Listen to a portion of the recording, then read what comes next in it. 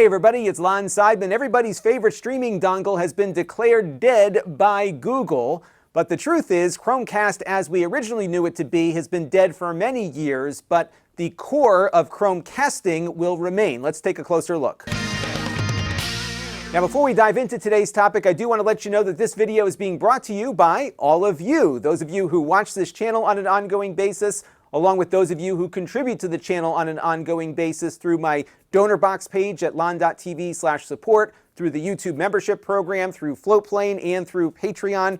Your support is greatly appreciated. And now let's move on to today's topic. Now, the Chromecast name disappeared when Google announced their new device called the Streamer 4K. This is a higher-end unit. We'll explore its specifications in a little bit. And it also drops the Chromecast name. The price point is also a lot more expensive, starting at $99, about double the price of the existing 4K Chromecast, and almost triple the price of the 1080p Chromecast. So this is a more premium kind of device, and Google is clearly stepping away from the budget hardware area that they've been occupying now for over a decade. So Chromecast began in 2013, and it was a big deal when it was announced because this got you the ability to watch streaming stuff on your TV for $35. You can see my review of it linked down below in the video description from when it came out. They were really hard to get. They were super popular. And the reason why they were so popular back then was that most TVs were not smart TVs, so you needed something to plug into it. And streaming was really starting to come into its own. So House of Cards, which was the first Netflix-produced show, that actually began that year. And if you wanted to watch House of Cards and all the other streaming shows that were starting to pop up on various services, you had to spend about $100 to do it with the streamers that were available at the time. That includes the Roku, the Fire TV, and the Apple TV. They all cost around $100 each, but a Chromecast you could get for $35. And what was neat about the Chromecast is that it wasn't just streaming video from your phone. It was actually using the phone to initiate a connection where the Chromecast itself would go out to the service, validate your account, and start streaming from the service to the Chromecast, but still giving you controls on the phone. You didn't get a menu or anything to work with like you can do with the new Chromecast devices, but for many people it was more than adequate and gave them the ability to watch their favorite YouTube channels and Netflix shows on their television without having to spend all that much money to do it. Now, Google did refresh the Chromecast in 2015 to this design where you went from the little plug to a dongle. And this, of course, was a lot easier to plug into a television. And it largely worked the same as the other one. It was a little bit faster and a little bit more responsive, but pretty much the same product. During that time, they also came out with a more obscure device that was pretty cool on the surface, which was a Chromecast that only worked with audio, and it had a 3.5mm output there so you could plug it into a stereo system and route audio through it. And they even grooved the top of the case like a record, which I thought was pretty cool. Following that, they came up with the Chromecast Ultra, and this existed from 2016 to 2020. And this was really the last Chromecast as we knew it. The Ultra had 4K support, unlike 1080p, which the other ones had. Now, of course, you could do 1080p on the Ultra, but it also went up to 4K. Additionally, the Ultra was what they were shipping with the now dead Google Stadia gaming kit. That streaming service that they offered incorporated a Chromecast Ultra in the box. So when the Ultra died in 2020, it was replaced by the Chromecast with Google TV, which is what I've got here. But this was largely a Google Android TV device more so than a Chromecast because it had a remote and an interface. It didn't require the phone to use it. It just retained the name.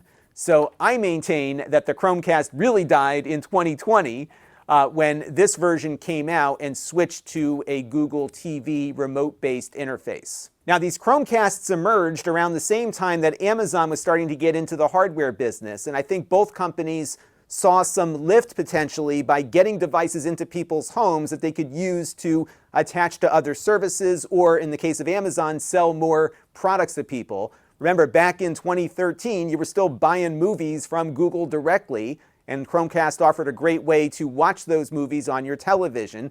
Likewise, the Echo devices here were sold to try to get people to buy stuff on Amazon more easily, but people didn't really use them for that purpose.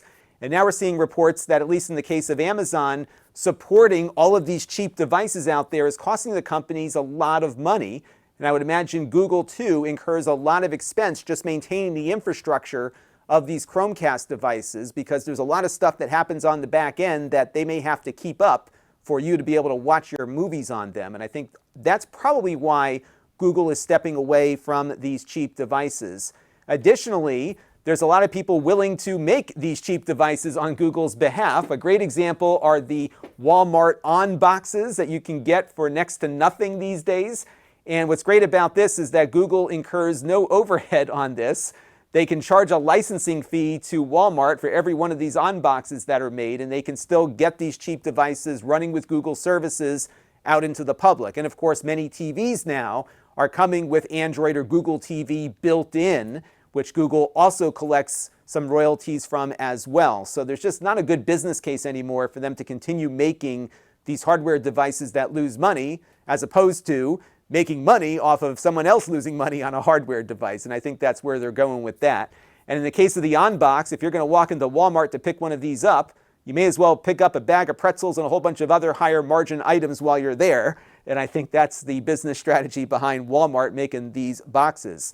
And at the end of the day, casting is not dead. In fact, it will live on forever, because there's no reason for Google to pull that out of the ecosystem. So although you may not be able to buy a Chromecast any longer, you're still able to cast in the same way from your phone to a Google TV, or to any one of these other Google TV streaming boxes, or even the Chromecast that you might still have laying around, at least until Google pulls support for them. So really, the Chromecasting activity is not dead, nor will ever die.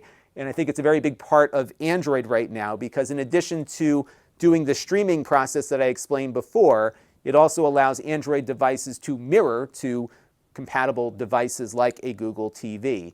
So let's move on to this new Google streamer. Is this an NVIDIA Shield killer? I don't think so, based on what I'm seeing so far. So according to Android Authority, it looks like it's got another one of those MediaTek processors that we're seeing in all of these devices. They're good and adequate for video playback, but they're not up to the level that the Shield is at, which is pretty much game console performance. We are now in 2024. The Shield, if I remember correctly, was released 9 years ago in 2015. There is still not really anything out there on the Android side that can best the Shield in performance. Apple TV, I think, is there with their current iteration. Those are really powerful boxes, but they're the only ones making something powerful, and they charge you a premium price for it. So I don't anticipate anything beating the Shield until another Shield comes out, which is who knows when, if it ever comes out.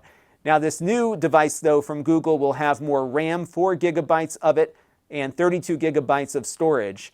But I will say that the Walmart box, the On box, has 3 gigs of RAM and almost infinitely expandable storage, because it does support external storage via its USB port. So I think it's a good device. It'll probably work out fine for those that need it, but I don't anticipate this being anything that's going to rock the world here, but it will at least keep Google in the game with some kind of reference device that they can point other manufacturers to. So Chromecast, in the words of Scotty from Star Trek II, is dead already. It's been dead forever, but the protocol will live on, and I'm sure we will still be getting TV boxes in to talk about here on the channel as they come out. I am still looking for the perfect NVIDIA Shield alternative, because I don't know how much longer NVIDIA is going to keep making them, given the fact that most people want to buy a cheap dongle versus something more powerful.